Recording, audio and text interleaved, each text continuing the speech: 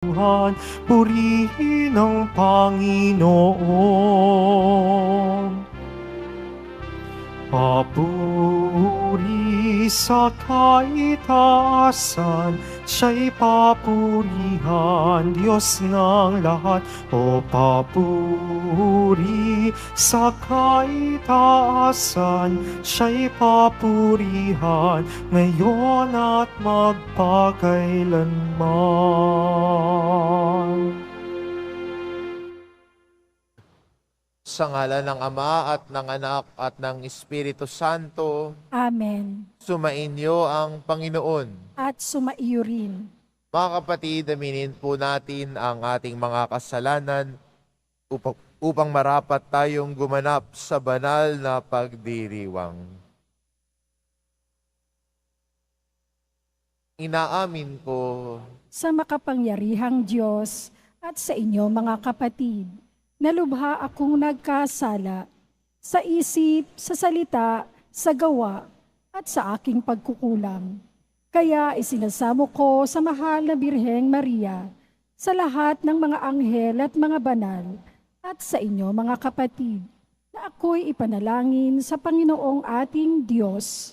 kaawaan tayo ng makapangyarihan Diyos, patawarin tayo sa ating mga kasalanan, at patnubayan tayo sa buhay na walang hanggan. Amen. Panginoon, kaawaan mo kami. Panginoon, kaawaan mo kami. Kristo, kaawaan mo kami. Kristo, kaawaan mo kami. Panginoon, kaawaan mo kami. Panginoon, kaawaan mo kami.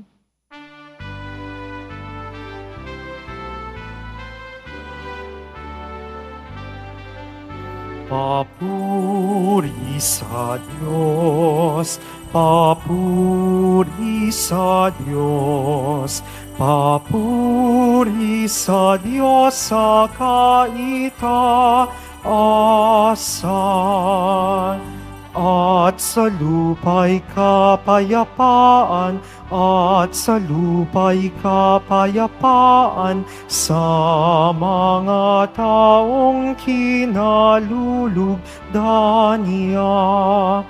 Pinupuri ka namin, dinarangal ka namin, sinasamba ka namin, ipinagbubuni ka namin, pinasasalamatan ka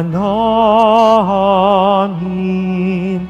Dahil sa dakila mo ang king kapurihan,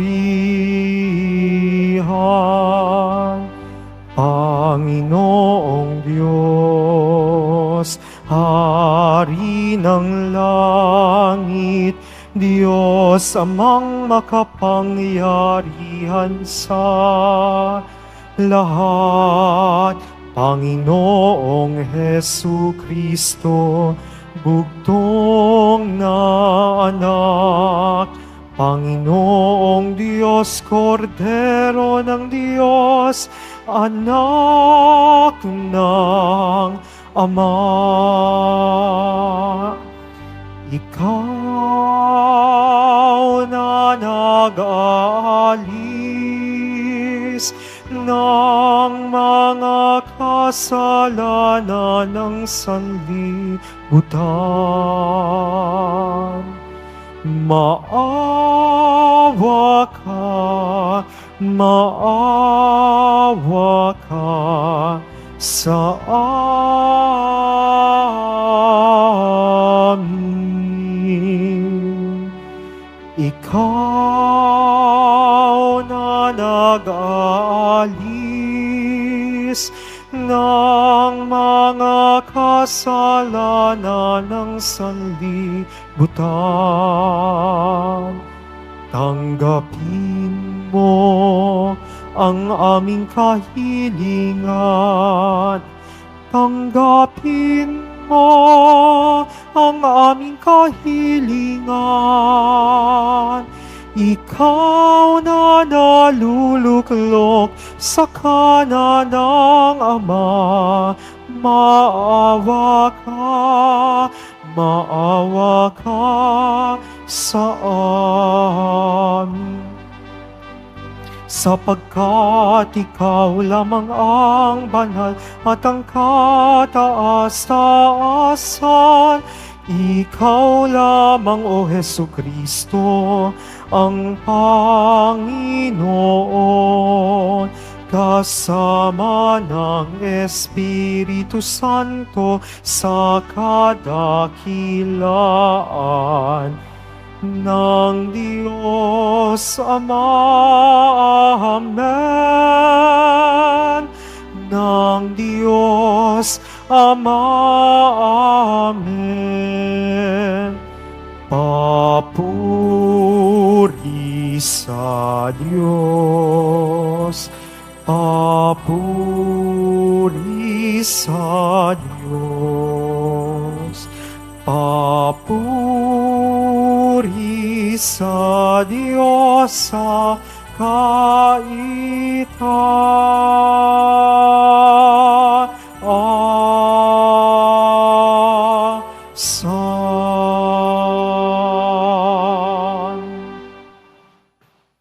Manalangin tayo.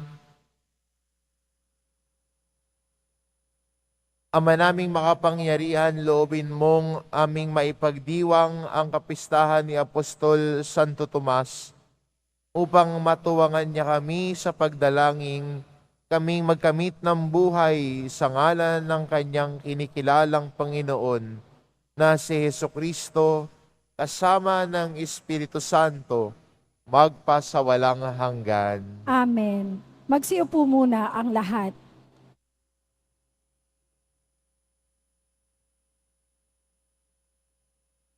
Pagbasa mula sa sulat ni Apostol San Pablo sa mga taga-Efeso. Mga kapatid, hindi na kayo dayuhan o taga-ibang bansa, kundi kababayan ng mga hinirang ng Diyos at kabilang sa kanyang sambahayan. Kayo'y itinayo rin sa saligan ng mga apostol at mga propeta, na ang batong panulukan ay si Kristo Jesus. At sa pamamagitan niya, nagkakaugnay-ugnay ang bawat bahagi ng gusali at nagiging isang templong banal. Dahil din sa inyong pakikipag-isa sa Kanya, kayo may kasama nilang maging bahagi ng tahanan ng Diyos sa pamamagitan ng Espiritu. Ang salita ng Diyos. Salamat sa Diyos. Humayot dalhin sa tanan, mabuting balitang aral. Humayot dalhin sa tanan, mabuting balitang aral. Purihin ang poon, dapat na purihin ang lahat ng bansa. Siya ay purihin ng lahat ng tao sa balat ng lupa. Humayot dalhin sa tanan, mabuting balitang aral. Pagkat ang pag-ibig na ukol sa atin dakila at wagas, ang katapatan niya'y walang wakas. Humayot dalhin sa tanan, mabuting balitang aral. Magsitayo na po ang lahat.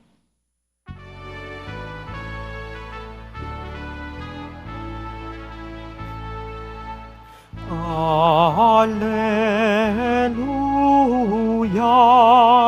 alleluia, alleluia, alleluia.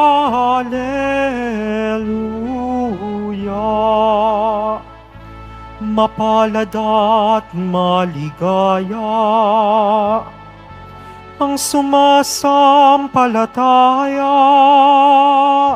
sa di nakita ng mata. Alleluia, alleluia, alleluia, alleluia.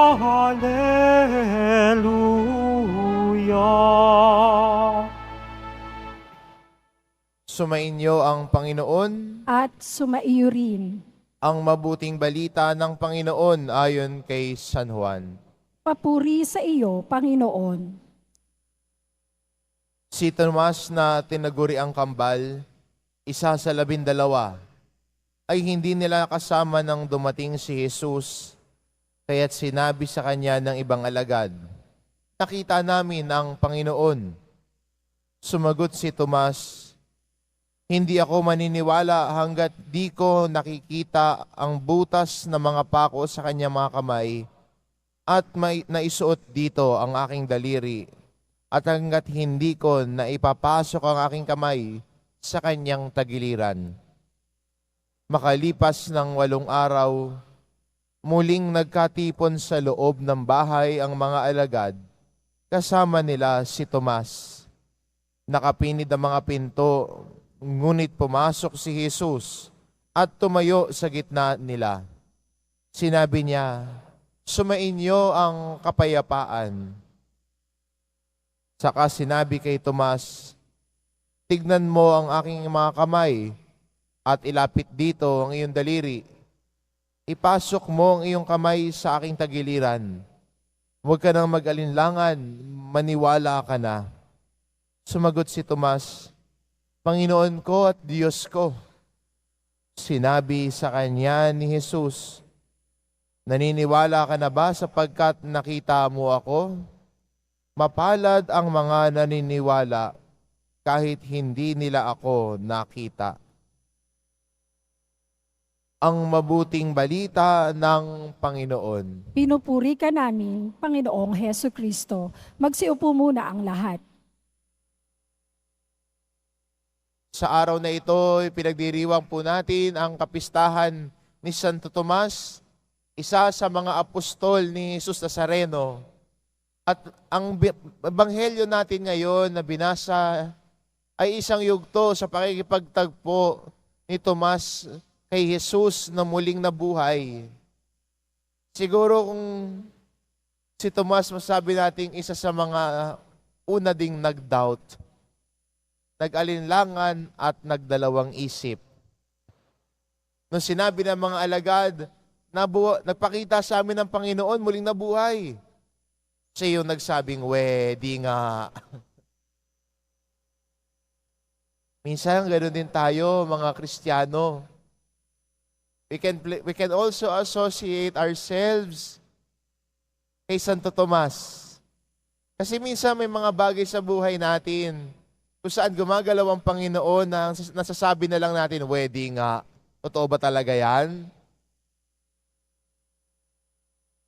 Kahit minsan sa ating buhay panalangin, sa ating buhay pananampalataya, minsan nagda-doubt din tayo sa Panginoon. Minsan nakakatawa hong isipin, pagkatapos magsimba dito sa loob ng simbahan, pupunta sa labas, bibili ng pampaswerte. Minsan nakakatawa na lang hong isipin, pagkatapos minsan may mga pupunta ho rito, magdadasal sa loob ng simbahan, magsisimba, tapos pupunta sa mga nagpapakilalang manghuhula sa labas.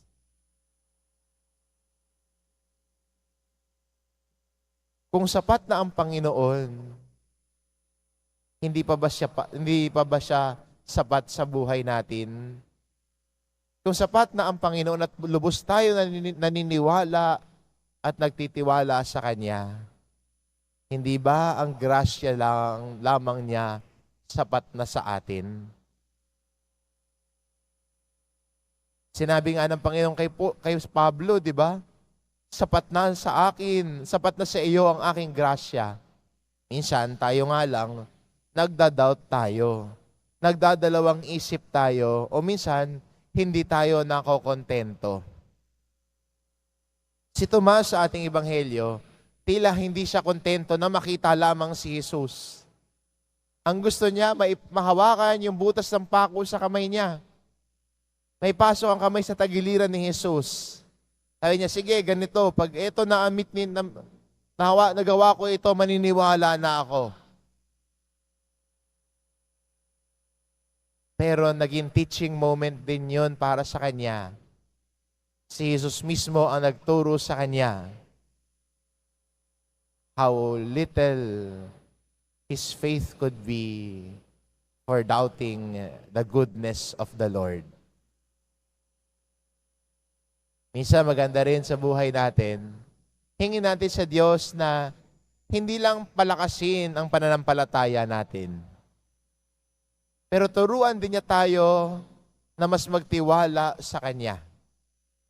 Dahil ang tao nagtitiwala sa Diyos, alam niya na ang Diyos ay kapiling niya at hindi siya magdadalawang isip sa Diyos na pinagkakatiwalaan niya.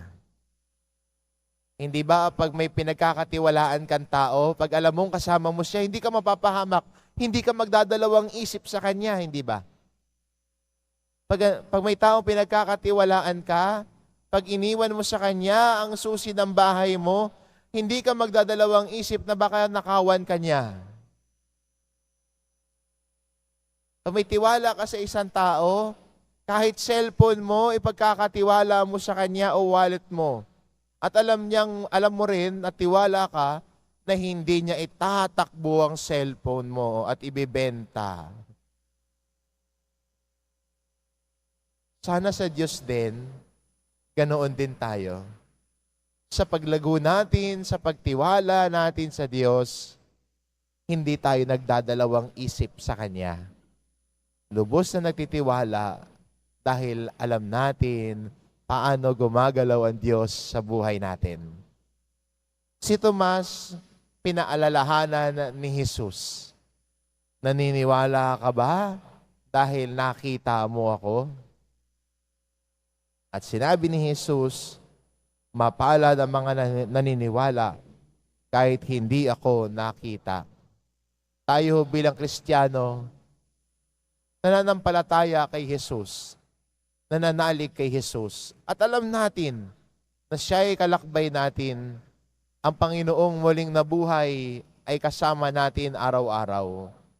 Hilingin natin sa Kanya ang grasya na mas magtiwala tayo sa Kanya. Let us pray together as one community at sabihin natin sa Panginoon, Lord, help me to trust you more. Because kung saan lumalago ang tiwala sa Diyos, lumiliit ang doubt. When trust gains, doubt decreases. At sana tayo bilang Kristiyano, bilang mga deboto ni Jesus Nazareno, ay mas magtiwala sa Kanya. At pag nagtitiwala tayo sa Kanya, hindi tayo nagdadalawang isip sa Kanya. Dahil alam natin na kung saan at kapiling natin ang Panginoon, tayo ay siguro at sigurado sa Kanya. Amen. Magsitayo na po ang lahat.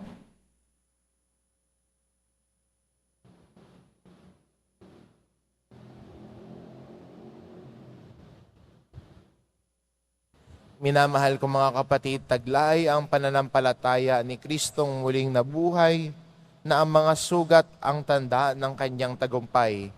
Ilapit natin ang ating mga kahilingan sa Ama ng habag at ating itugon, Panginoon, tulungan mo kami sa aming kahinaan.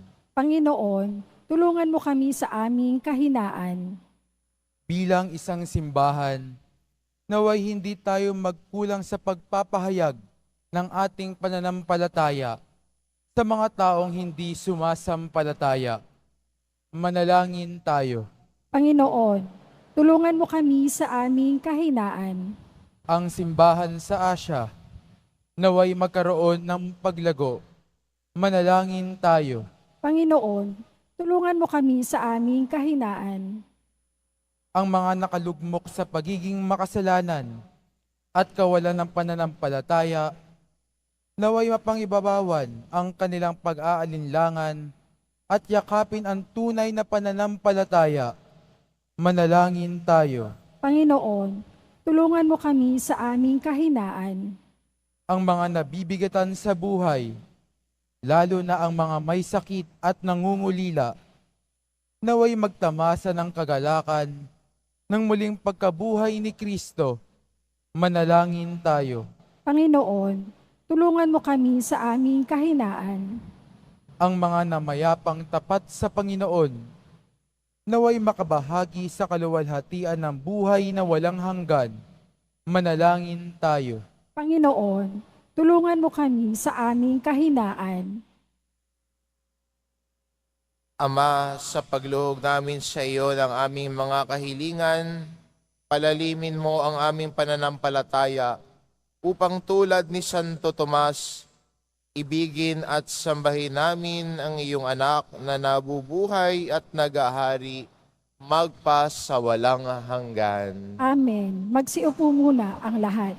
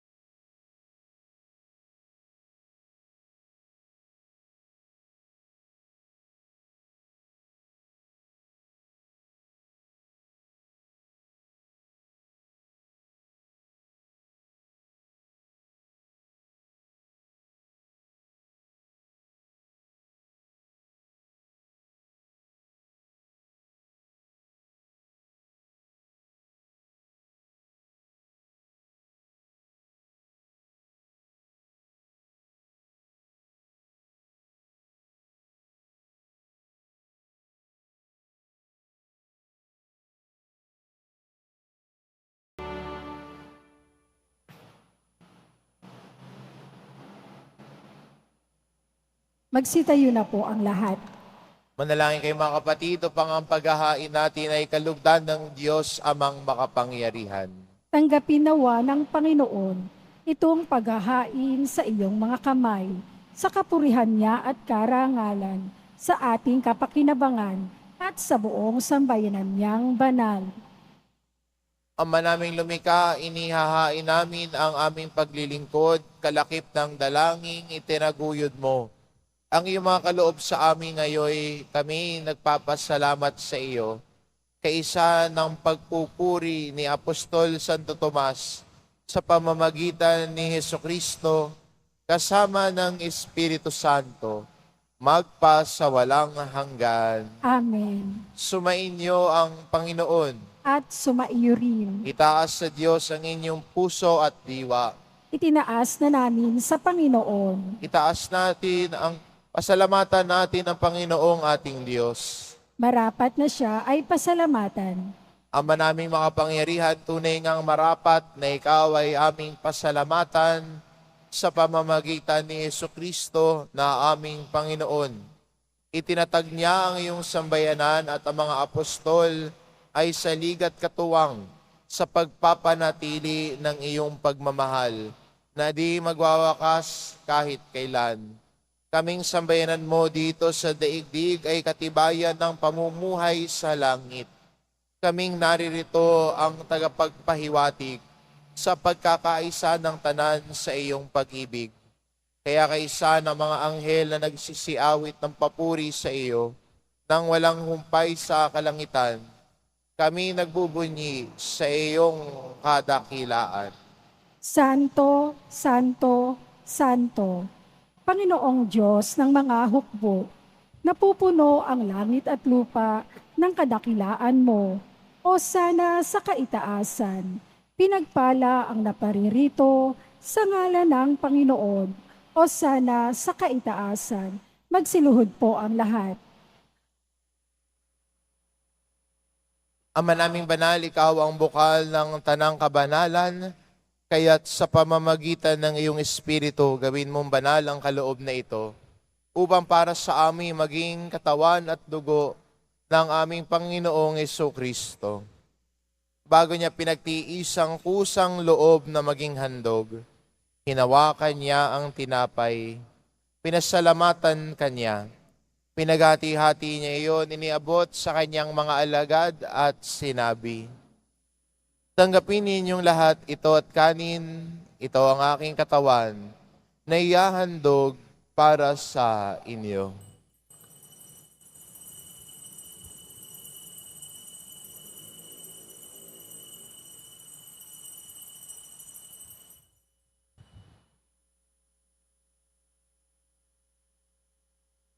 Gayon din naman na matapos ang hapunan, hinawakan niya ang kalis. Muli kanyang pinasalamatan. Iniabot niya ang kalis sa kanyang mga alagad at sinabi, tanggapin ninyong lahat ito at inumin ito ang kalis ng aking dugo, ng bago at walang hanggang tipan. Ang aking dugo na ibubuhos para sa inyo at para sa lahat, sa ikapagpapatawad ng mga kasalanan. Gawin ninyo ito sa pag-alala sa akin.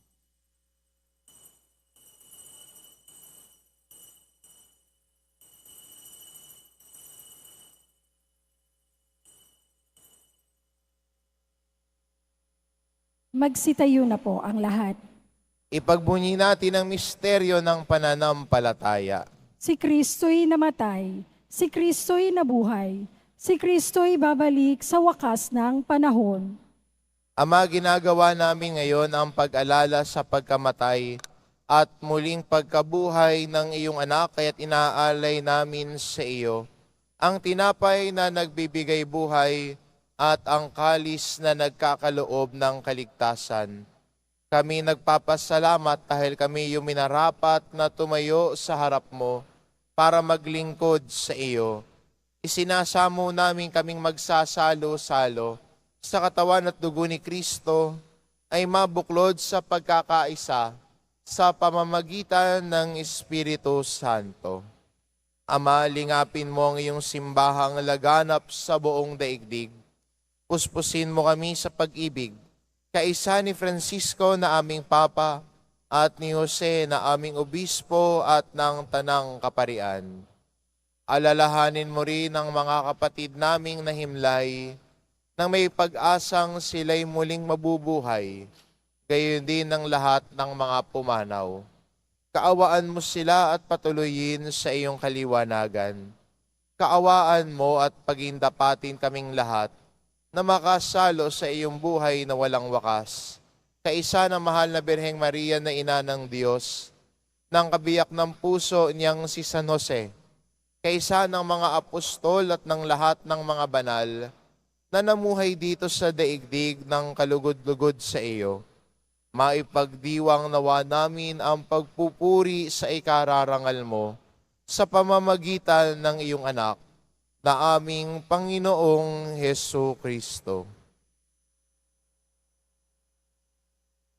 Sa pamamagitan ni Kristo kasama niya at sa Kanya, ang lahat ng parangal at papuri ay sa iyo, Diyos amang makapangyarihan, kasama ng Espiritu Santo, magpa sa walang hanggan. Amen. Sa tagubilin ng mga nakagagaling na utos at turo ni Jesus na Panginoon natin at Diyos, ipahayag po natin ng lakas loob. Ama namin, sumasalangit ka, sambahin ang ngalan mo, mapasa amin ang kaharian mo, sundin ang loob mo, dito sa lupa para nang sa langit.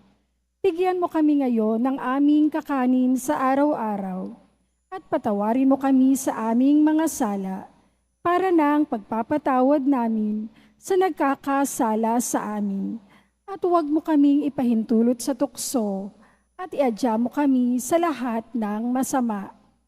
Hinihiling namin kami adya sa lahat ng masama, pagkalooban ng kapayapaan araw-araw, iligtas sa kasalanan, at ilayo sa lahat ng kapahamakan.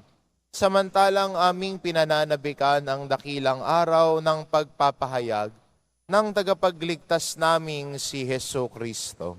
Sapagkat iyo ang kaharian at ang kapangyarihan at ang kapurihan magpakailanman. Amen. Panginoong Jesucristo, sinabi mo sa iyong mga apostol, kapayapaan ang iniiwan ko sa inyo, ang aking kapayapaan ang ibinibigay ko sa inyo. Tungayan mo ang aming pananampalataya at huwag ang aming pagkakasala. Pagkalooban mo kami ng kapayapaan at pagkakaisa, ayon sa iyong kalooban, kasama ng Espiritu Santo, magpasa walang hanggan. Amen. Ang kapayapaan ng Panginoon ay laging sumainyo. At sumaiyo rin. Magbigayan kayo ng kapayapaan sa isa't isa.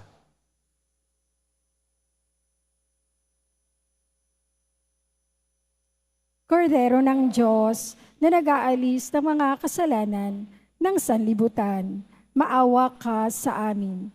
Kordero ng Diyos na nag-aalis ng mga kasalanan ng sanlibutan, maawa ka sa amin.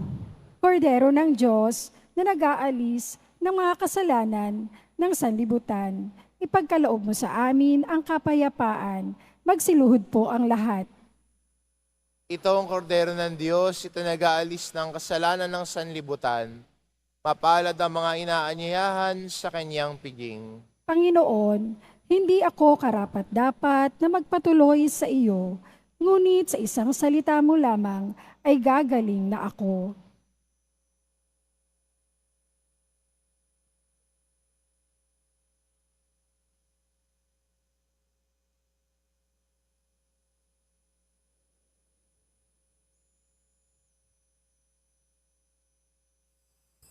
Para sa lahat ng tatanggap ng banal na komunyon, sasagot po tayo ng Amen.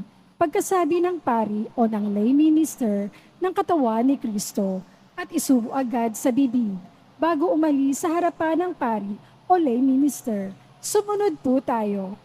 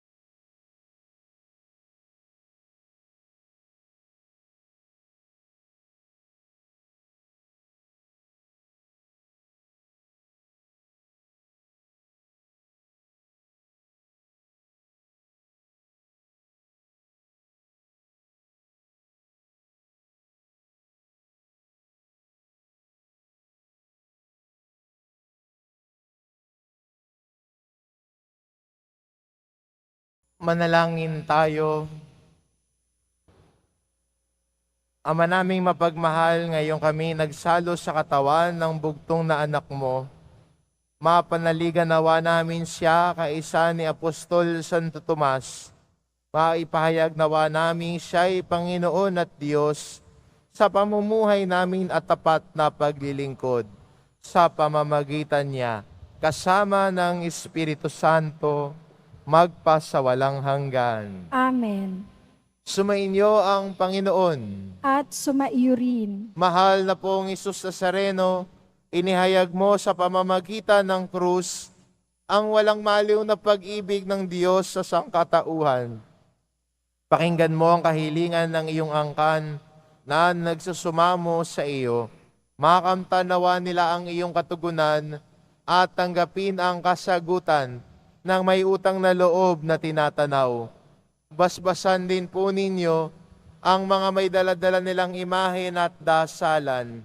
Sa pamamagitan ng bendisyon na ito, naway maalala nila ang mga pangako nila noon sa binyag, na ikaw ang kanilang iibigin at paglilingkuran, bilang Panginoon magpasawalang hanggan. Amen. At pagpalain kayo ng ating mapagmahal na Diyos, ang Ama at ang Anak at ang Espiritu Santo. Amen. Humayo kayo, taglay ang kapayapaan ng poong Jesus Nazareno. Salamat sa Diyos.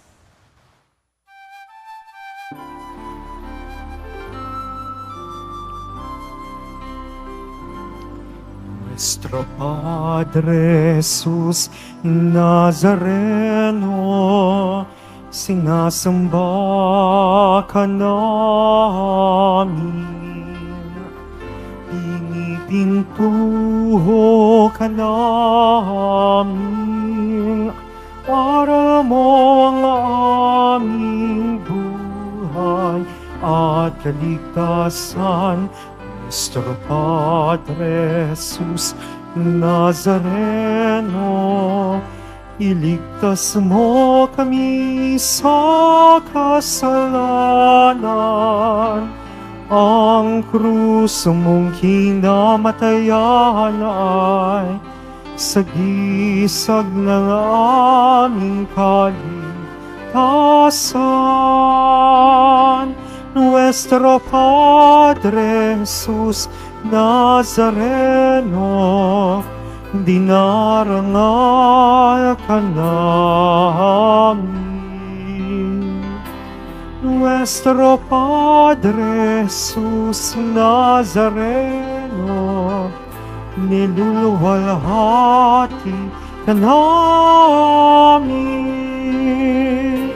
Nuestro Padre Jesus Nazareno, dinarangal ka namin. Nuestro Padre Jesus Nazareno, niluluwalhati ka namin.